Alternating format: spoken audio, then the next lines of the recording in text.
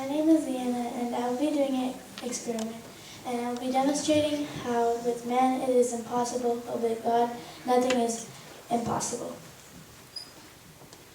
Alright, so as she's doing the demonstration, I'll read a few lines from an article. So, life poses all sorts of challenging situations. I think of the woman with the issue of blood who spent all her wealth on doctors, or blind Bartimaeus, who begged by the side of the road, waiting on the charity of others in order to survive. The crowds that would pass them by would have surely thought that they were in a hopeless situation.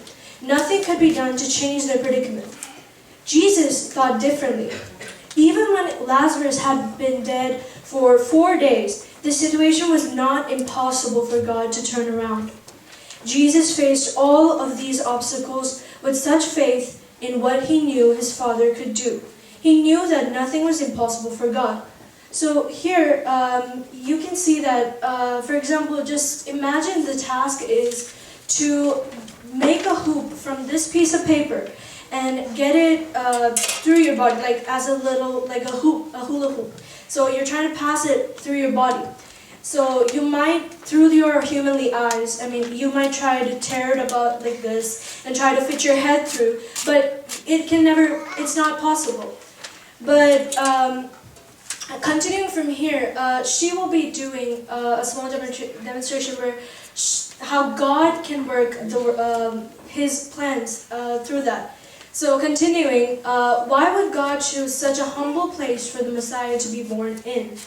I'm certain there are many reasons, but for today I want to highlight one thing, that with God, all things will be turned around for good. He is good. No matter what the circumstances look like, God can move any mountain, overcome any obstacle, and turn around the most difficult situation. He is God, and in Him nothing is impossible. Let this encourage you today to have faith in God. As you reach out to Him and pray to Him, He will come through for you. He did for Jesus, and He has done it for countless others over the centuries, so He can do it for you too. So, if you take another example from the Bible, if you look at the story of Esther, right?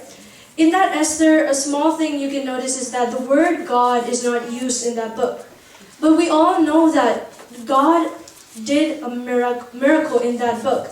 How He used Esther to save all the Jews. We know that the kings in the Old Testament, the Bible, were really, strict, and we cannot get into the king's presence without a certain process, and it's not possible at that time. But even in that situation, God enabled Esther to come to the king's presence and put her request down.